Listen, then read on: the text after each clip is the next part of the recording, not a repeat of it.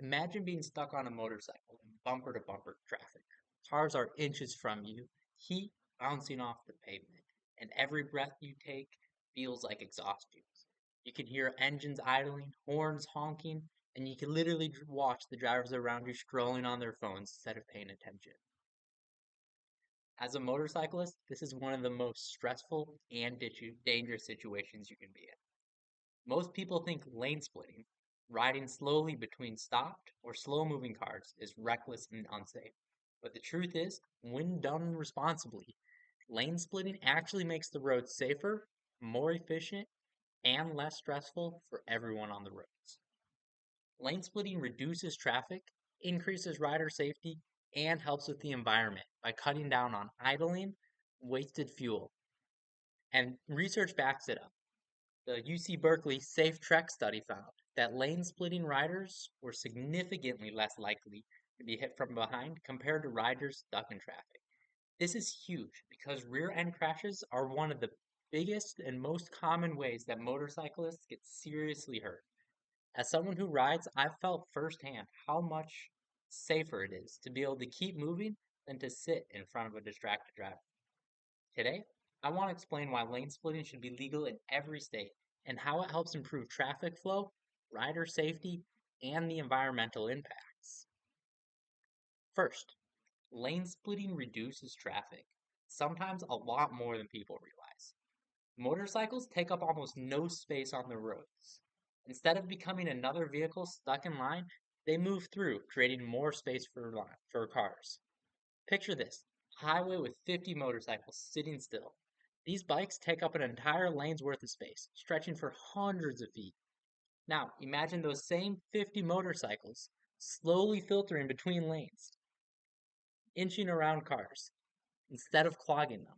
Suddenly, cars have more space to move forward, and traffic can compress and move forward more efficiently. World magazine supports this idea, stating, allowing lane splitting removes motorcycles from the flow of traffic, reducing travel times for all vehicles. In other words, riders aren't cutting the line. They're just removing themselves from the line. Countries like Spain, Italy, Japan, and the UK have allowed lane filtering for decades, and their traffic patterns benefit from it. Even California, one of US states that fully allows lane splitting, shows consistently smoother traffic flow compared to the cities with the same population and car density. When motorcycles move out of line, everyone, riders and drivers, get to move sooner. It's a simple change that frees up space without costing anything. Second, lane splitting keeps riders safer, especially in heavy traffic. The biggest danger for a motorcycle in stop to go traffic is getting rear ended. We don't have bumpers, airbags, and steel frames around us. One distracted driver just glancing at their phone for a second can put a rider in a hospital. The National Highway Traffic Safety Administration, or NHTSA, reports rear end collisions remain one of the most common and dangerous types of multi vehicle crashes involving a motorcycle. And most of these crashes happen at low speeds. Exactly the situation where lane splitting would help. Lane splitting removes riders from that danger zone.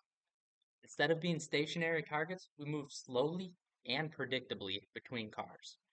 Drivers are much more likely to see us when we're in motion, and we're no longer relying on the reaction time of the person behind us. In an interview with Ryan Johnson, a motorcycle technician with years of riding and repair experience, he said, a rider is way safer moving between cars than sitting still in front of a distracted driver. And he's right. The people who ride and the people who work on these bikes see the benefits every day. It's not just a theory, it's real life safety.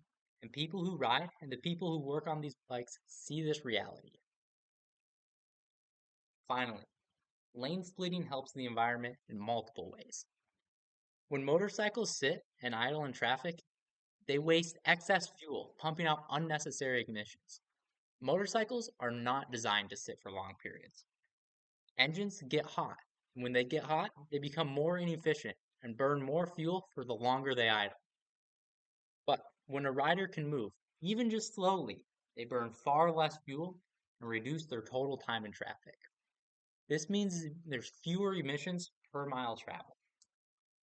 Less idling also helps reduce the heat buildup in crowded area. Anyone who's ever walked past a traffic jam knows the air gets real hot. Letting motorcycles filter through helps break up these heat spots. And because motorcyclists are move out of line, cars also spend less time idling. Even small reductions in commute time across thousands of vehicles can make a huge difference. This means lane splitting isn't just good for the riders, it's good for everyone who breathes. Lane splitting isn't about riders trying to cut the line. It's about making the entire road system safer and more efficient. Lane splitting reduces traffic congestion, protects riders from rear end crashes, and helps the environment by reducing unnecessarily idling and fuel waste. The evidence supports it. UC Berkeley shows that riders are safer when lane splitting. NHTSA shows that rear end crashes are one of the biggest dangers motorcyclists face. And motorcycle experts like Ryan Johnson see the safety benefits every day. If we want safer highways, shorter commutes, and cleaner air, then lane splitting needs to be legal in every state.